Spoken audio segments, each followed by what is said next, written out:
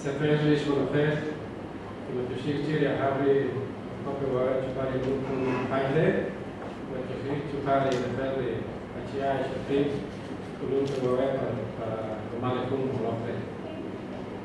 Muy buenos días a todas y a todos. En esta oportunidad, en nombre del Movimiento de Radios Comunitarias de Guatemala, tengo el gusto y el honor de darle la bienvenida a todos los presentes, en especial al doctor Frank Larrey, relator de Libertad de Expresión de Naciones Unidas, al procurador de Pueblos Indígenas y Derechos Humanos, licenciado Martín Sacachón, licenciado Ricardo Cajas García, del Consejo de Organizaciones Mayas, a Marcelino Nicolás Moscut, a Angélica Cubur, a Alberto Vecinos, del Movimiento de Radios Comunitarias, a las instituciones del Estado que están aquí presentes también, al organismo judicial, gracias por su asistencia, a las organizaciones de la sociedad civil, muy buenos días, a todas las radios comunitarias que han enviado su representante y están transmitiendo también vía internet, y esperando que esta actividad sea de beneficio para nuestra Guatemala en el tema de libertad de expresión. Muchísimas gracias. De igual manera, dejamos el tiempo al compañero Marcelino Nicolás Moscut a que nos haga comentarios del libro que se ha elaborado en esta oportunidad. Que es lo que va plasmado en este libro. Son 15 años que no nos costó recopilarla, sino que nos costó vivirla, y es lo que llevamos ahorita, 15 años de vivir esta lucha frente a un Estado que cada día nos vive dejando más, frente a un Estado racista en Guatemala, que es la vergüenza de Latinoamérica. Todos los países de Sudamérica, Argentina, Bolivia, Venezuela, Colombia, Ecuador, entre otros, se reconoce a las radios comunitarias o radios indígenas. Centroamérica, no digamos ARPAS en El Salvador, en Nicaragua, Panamá, y México, que ahorita, en mayo del año pasado, reconoció a las radios indígenas de México. Verdaderamente da vergüenza y da tristeza cuando se habla con los señores diputados. Hemos hablado con ellos durante muchos años, durante estos 15 años. ¿Saben ustedes qué es lo que nos dicen? Compañeros, nosotros entendemos su lucha, nosotros estamos con ustedes, nosotros los apoyamos, pero hablen allá arriba, hablen con el dueño del partido, hablen con el secretario general, porque yo los apoyo, pero si el secretario general, el dueño del partido, me dice votar en contra, tenemos que acatar las órdenes, porque lamentablemente aquí no hay diputados independientes. Solo obedecen a lo que dicen los dueños de los partidos. Y por eso es que durante 15 años no ha sido posible que se reconozca el derecho a la libertad de expresión de las comunidades indígenas. Porque se le está negando la voz a los que durante 500 años no han tenido voz en este país. Es un libro que para las radios comunitarias va a ser como una Biblia. Cuando quieran leer sus derechos, aquí están. Cuando quieran conocer su historia, aquí están. Cuando quieran conocer los logros, aquí están. Es un libro que deberán de cargarlo siempre y deberán de aprendérselo de memoria, porque aquí está el movimiento de radios comunitarias, su lucha, su historia y sus fundamentos jurídicos. Gracias.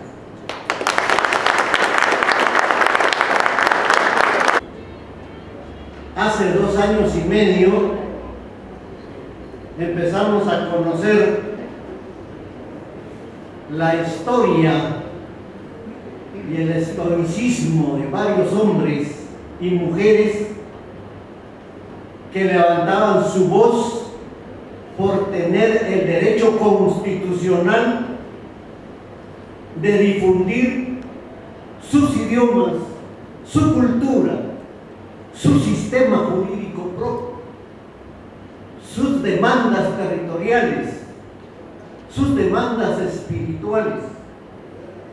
Y por eso que el Consejo en ese momento decidió llevar dentro del marco del programa Maya del gobierno de Noruega el litigio de acompañamiento a radios comunitarias.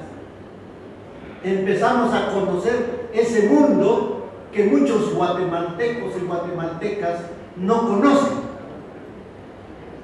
porque este país monista, centralista, patriarcal y racista ha negado históricamente los derechos específicos de los pueblos indígenas y de los pueblos ladino-mestizos pobres en un estado de subordinación permanente en este país que se llama Guatemala. ¿Por qué vamos a acompañar o por qué estamos acompañando a las radios comunitarias? Porque creemos que ya tienen una historia en ese país, porque creemos que este Estado se ha ensañado con los dirigentes de las radios comunitarias, los ha perseguido, los ha criminalizado, los ha desprestigiado con campañas que todos ustedes han de recordar en los medios monopólicos de este país. ¿Por qué creímos desde el COMGE contar con un instrumento de un libro, la historia y los fundamentos jurídicos? Porque lo que ustedes acaban de escuchar aquí de uno de sus principales dirigentes de este movimiento, nosotros lo decíamos, Marcelino, usted lo tiene aquí, pero ¿quiénes? Las generaciones futuras, los jóvenes, ¿cómo van a conocer esa historia de ese movimiento de estoicismo, de estarse enfrentando a un Estado que tiene a su disposición todos los instrumentos represivos para llevar a la cárcel a dirigentes de radios comunitarias? Y lo que es más, constitucionalmente no existe como delito el hurto de fluido. Es un derecho constitucional. Por lo tanto, cuando se hace subasta de las frecuencias, lo que se está diciendo es que el que tiene el recurso económico es el único que tiene el derecho de contar con los medios de emisión del pensamiento. No es un consultor el que construyó, no fue un jurista el que construyó este instrumento. Fue largas horas de discusión, de debate qué debería contener el libro frente a los escasos y reducidos recursos económicos. Tuvimos que hacer, como dicen en los medios guatemaltecos, tuvimos que hacer una cooperacha entre ellos y nosotros para llegar a sufragar los gastos de esto. Una radio comunitaria no es aquella que se pase todo el día hablando de una religión única. Una radio comunitaria no es aquella que sea sectaria. Nosotros hemos dicho que este perfil es para todas aquellas radios comunitarias, aquella televisión comunitaria que le da oportunidad a los que no tienen voz, como decían antes, a los que no tienen posibilidades económicas, aquellos que van a denunciar, aquellos que van a promover el ejercicio pleno de los derechos de la libre emisión del pensamiento. Entonces, en ese sentido, el Consejo de Organizaciones Mayas, a través de mi persona, hace de verdad una felicitación, un agradecimiento a las asociaciones de radios comunitarias que estamos trabajando en ese sentido también. también a la cooperación, que ha entendido que esta es una lucha no del COMPLE, no de las radios comunitarias, es una lucha de los pueblos indígenas. Por lo tanto, nosotros nos sentimos satisfechos de poder entregar a todos ustedes dentro de un momento este documento que es histórico en este país, porque no creo, no tengo conocimiento de que haya un documento donde se hable radio comunitaria, su historia de un Estado racista en Guatemala y sus fundamentos jurídicos.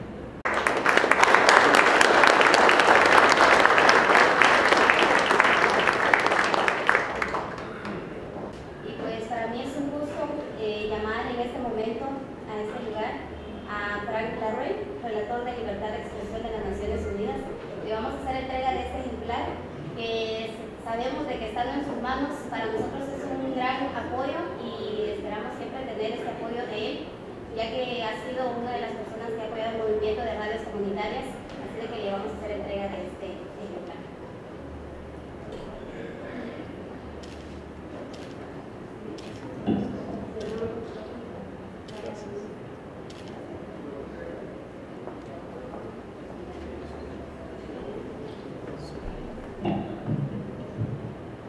Muchísimas gracias, acepto con mucho gusto este libro, que es un honor para mí poder estar acá, de alguna forma en nombre del Consejo de Derechos Humanos de la ONU y de todas las relatorías que trabajamos en el Consejo de Derechos Humanos de Naciones Unidas.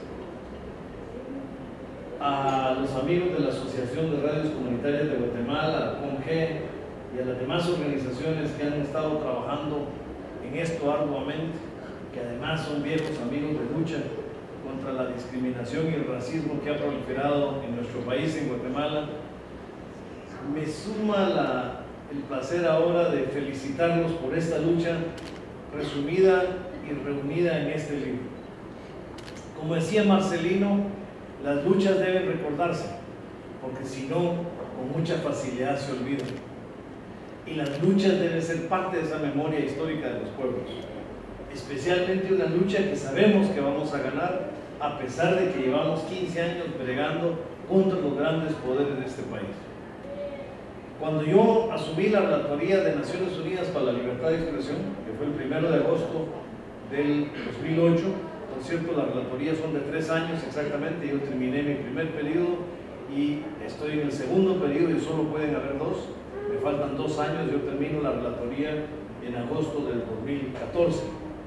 Pero desde que tomé la relatoría, empecé a explicarle a mucha gente, inclusive en Ginebra, que la libertad de expresión es un derecho mucho más complejo del que se quiere plantear.